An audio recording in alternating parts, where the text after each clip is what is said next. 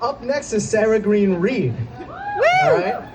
Sarah has a long bio, so bear with me here. Where are you, Sarah? Hi. Hi. All right, you got a lot of things going on in your world because they recently returned to Providence after decades in Austin.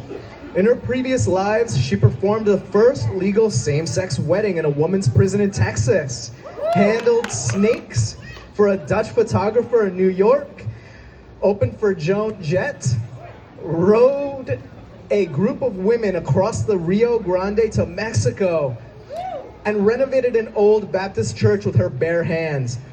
Sarah, like I said, everybody in Providence is an artist, designer, writer, yoga teacher, mother, traveler, and what her buddy Alicia refers to as a professional friend.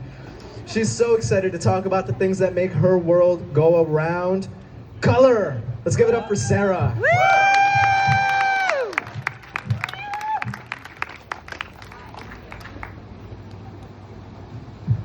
Hey everyone.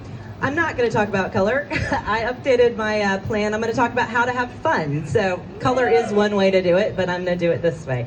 So let's hit it. Starting off, I like to have fun. I like to have fun with other people, preferably. I've been a number of different things, as my bio states, over the years, and a lot of them involve events or gathering people in community. I went to RISD in the 90s, and I'm back here now looking to find and build community. So I'm going to show you all some ridiculous things I've done, some useful things I've done, some ways to have fun. This is my friend Jesse. He is a respected attorney in Austin, Texas. And I think that people are often just looking for a reason to let it all hang out. And this is a party that I had every year in Austin called Cheetos, Tito's, and Speedos. And we had this on New Year's Day. I came up with the name. I was floating in a pool, drinking a Bloody Mary and eating Cheetos and thinking, this is pretty good, but how do you make it better? Speedos. So every New Year's we would have a party with Cheetos. I'd have trophies. We had a Speedo contest. And it became a thing. It went on for a decade. Eventually it got sponsored by Tito's. And it became, you know, we were in the paper, all kinds of stuff. It was, people just really want an opportunity. The guys were super into it. So it was not physique. We had 3 trophies. And, oh, I gotta go. Anyway, so this is, if you need to get things going, I would recommend getting props. I saw a $10 David Hasselhoff on Facebook Marketplace. Fantastic money spent. It went to a photo booth for my friend's 50th. It was on our front porch during all of COVID. Our neighborhood knew us as the people. Burt Reynolds. We had a window that I styled for a Christmas window at a vintage store, and we did a large life-size Burt Reynolds. This thing went huge, and in the end we ended up auctioning it off to make money. So you never know what a large naked cutout is going to do for you. When in doubt, do a movie night. So I traded once. I did graphic design for a bowling alley, and I said, don't give me any money, just give me the bowling alley. And so I had a dude party, and you would not believe, I don't know if you've seen The Big Lebowski, we had like 5 mods. We had dream sequence mod, we had nihilists, we had a marmot. Like, people went bananas. They were just looking for a reason to dress up. I used to own a wedding venue. We needed to do something fun to get people there. I said, goats and tutus, that's what's happening. So I spent, I hot glued my fingers making these little flower crowns, and you know what, it worked. So just, pets are always fun. These are my dogs. You need to have a party, cheap, have a dog parade. So we made them into martinis, and we came in second in the Joe's Coffee dog contest. But I like to make things. I'm kind of a scrappy Gen Xer, so always looking to make something, have some fun, do it. Okay, and this is a good example. I was supposed to go to the Kentucky Derby for my 20th anniversary, and COVID hit. So we brought the Derby to Austin. So we lived on Kinney Avenue, and so we had the Kentucky Derby, where we invited our neighbors and friends to dress up like horses and race down the street. So we didn't even know these people, the ones in the middle. But this is what it would look like. We put lines down the street. I had mint juleps and finger sandwiches and hats for everyone to wear. And that's my ex-husband on the left. My kid was the back of the horse. And he always won, which I'll just leave it at that. when to pivot. Somebody brought a convertible. They just showed up in a convertible, and we're like, well, we got to have a parade now.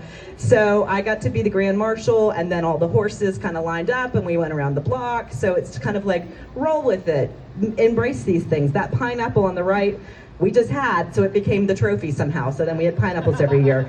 All right, Clawston. I arm wrestled for charity in Austin. That's me in the back as She-Devil, and then these are all the other wrestlers. So every year in Austin, they do this thing called Collective Ladies of Arm Wrestling.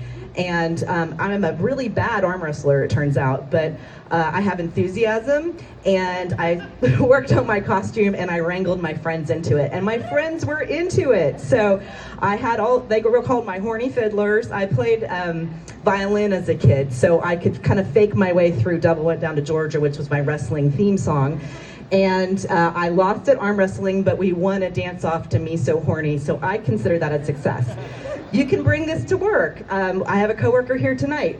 We collaborated we had a little costume contest at work, and I came up with the idea of doing Polaroids, and then the rest of my coworkers were like, let's become vintage holidays. So we had like Victorian Christmas. I was 1958 Easter, and so, there's just ways to be creative everywhere.